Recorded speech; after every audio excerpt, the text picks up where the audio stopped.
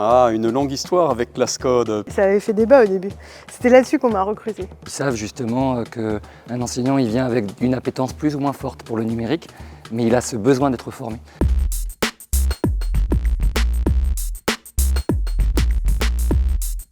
Sophie de Quatrebarbes, consultante indépendante dans le secteur du numérique éducatif avec de multiples casquettes. Axel Jean, je suis le chef du bureau du soutien à l'innovation numérique et à la recherche appliquée au sein de la direction du numérique pour l'éducation du ministère. Stéphane Gossan, je suis enseignant-chercheur à l'Université Jean Monnet à Saint-Étienne et délégué général de la Fondation Blaise Pascal.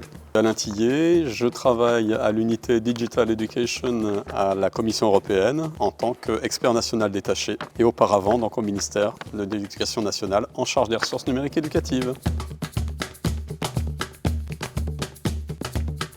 C'était là-dessus qu'on m'a recruté. Qu'est-ce que tu penses de Clascode comme nom? J'ai suivi en fait le projet Clascode pour le ministère. J'ai coordonné Clascode dans le cadre du PIA qui l'a vu naître à partir de 2016, porté par INRIA. Lors de son pari gagnant, on va dire, sur l'association, la réunion de toutes ces belles organisations. J'ai eu l'occasion de rassembler de multiples acteurs, de produire de nombreux MOOC avant que ça se transforme en association. La Fondation Blaise Pascal est rentrée dès que Clascode s'est monté en association. Ça permet de monter des consortiums pour répondre à des projets, comme on l'a fait pour le projet Coding Goûter.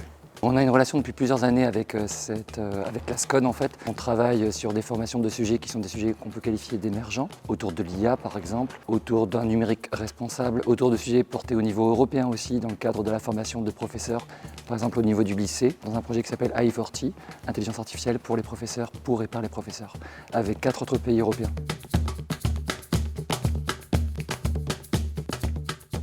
Vaste question.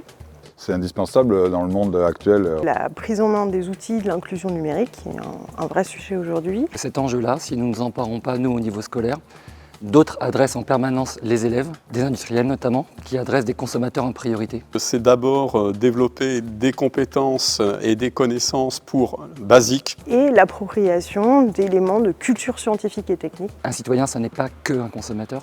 Donc il y a un enjeu très fort de citoyenneté. Et puis il y a des enjeux disciplinaires de formation sur les mathématiques, en créativité, en sciences, en langue vivante. Permettre à certains d'avoir des compétences plus avancées. On ne doit pas faire l'économie de ces formations sur ces sujets-là. En fait. Les transformations sont très rapides actuellement. Il nous faut les accompagner au bénéfice des jeunes générations. En fait. La transition digitale et la transition numérique est au cœur des priorités de la Commission européenne jusqu'en 2030.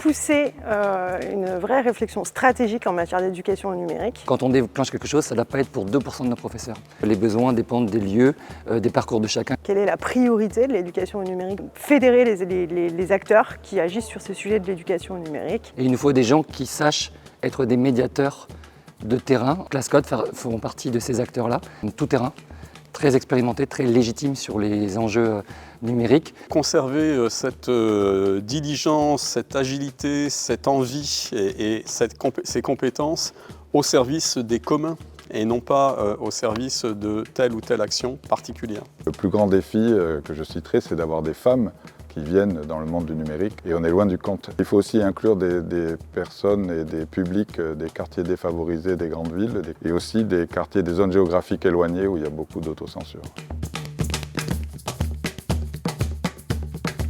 Collaboration. Professionnalisme. Transformation. On ne sait pas toujours où on va. Il faut qu'on ait des gens qui osent mettre les pieds dans l'eau et se dire ok, on va aller dans cette direction-là et puis on apprend ensemble.